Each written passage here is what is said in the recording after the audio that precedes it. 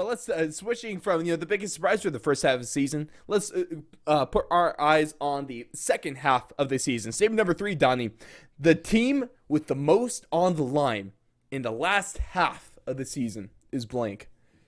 Oh boy, I look at this and I go, honestly, I'm gonna say the two teams that last round we really as we kind of went through the schedule makers, we went, this is their opportunity, the second half of the season. That's Collingwood and Gold Coast. Mm-hmm. They have the Mm-hmm. most to play for because both these teams, legitimately, if you ask us at the start of the season, I don't think I know both of us. We sat in there. There's no way either of us had Collingwood or Gold Coast with a chance halfway through the season to have a chance to make finals. No. And both these teams have relatively favorable schedules when it comes to how they have a Well, chance technically, to like, still get. the two of the easiest schedules win percentage wise. Correct. Mm-hmm, yep. So and it's just it's kind of crazy to think about it, but it's like with Collingwood, it's like you're sitting here now. You have Essendon right now coming up here. No, you've got Melbourne this week. So you got the Queen's birthday game. This is your make it break. This is kind of your make or break it kind of measuring stick. Mm-hmm. You play close to Melbourne, or you somehow beat Melbourne, which again I'm not ruling 100% out Oh, with maybe that's now. yeah. I think again I'll tip it later, but I think I know who's going to go with it, but I'm much less confident now with some of the drama that's happened over the last week. Mm-hmm. But if you're Collingwood, even if you play this competitive, if this is under 3 goals, like this is 2 goals or less, you take a lot of confidence going in to your bye week, and then you come out of your bye week and you get GWS. And then let me see. I'll pull up all of Collingwood's schedule Yeah, so I'm you not sitting need here having two, to and go. you need a whole I'm extra week to not going prepare for round by round. GWS. I know that. I'll pad this just a little bit.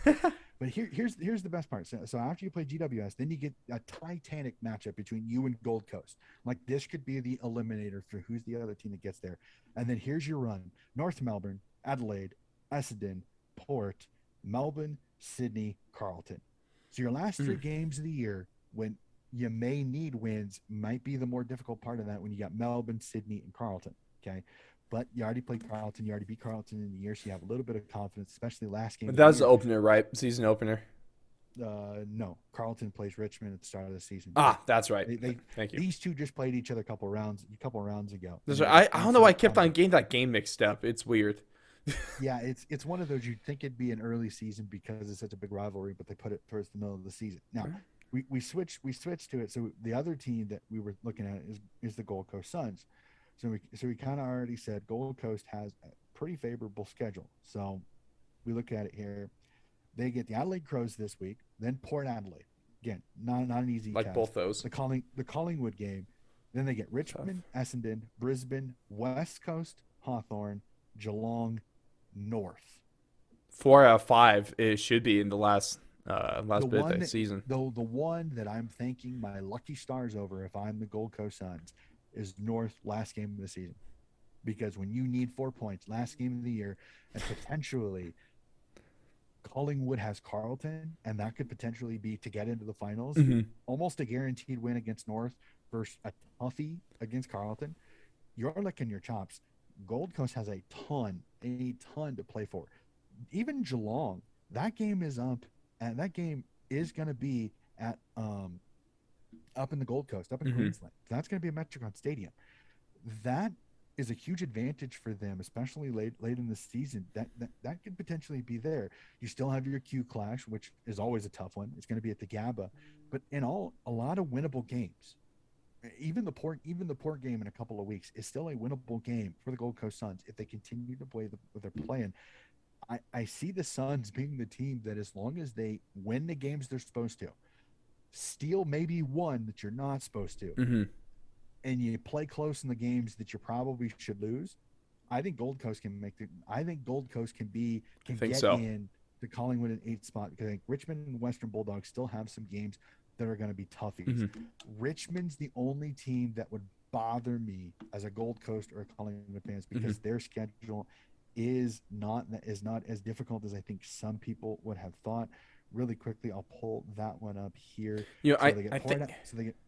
Port Adelaide this week, then Carlton, Uh huh. Geelong, West Coast, Gold Coast, North, Fremantle, Brisbane, Port, Hawthorn, Essendon. So again, Richmond's little run towards the end gives them 3 games. Mm-hmm.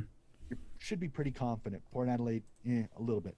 But Hawthorn, Essendon, especially by that time of the year, they're both out of the finals already. Mm-hmm. That's 2 very good winnable games that gives you a good chance to get 8 points at the end of the year.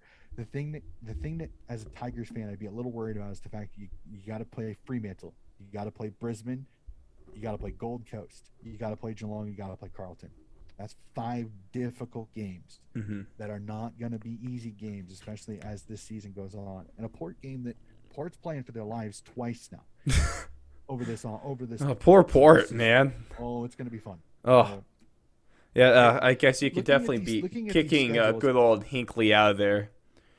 If That's what it seems like. picking these 3 schedules, Gold Coast, I think, is probably the most favorable out of all. I love it. I love it. Gold Coast, if you take a look at Richmond, has the edge out of these 3 teams when it comes to percentage points. Richmond's up at 117 compared to Collingwood's 103, which is by far the lowest when it comes to current top 8 teams. The Gold Coast is sitting at about 108 right now, and I don't know why I said about because they're exactly 108. But it feels like Collingwood has the biggest chances of dropping out. Gold Coast is going to have to get one up on Richmond. But man, if we're gonna talk about a team I think the Suns could do it, and obviously, step out and being bold, it would not be the biggest surprise in the world if the Gold Coast Suns win the finals game this year. Because if they can get into the finals, they're a pesky team, annoying team to play against, and they have some legitimate talent to rock at the forward. Gold Coast can win the finals game this year. I don't think that's a huge overreaction.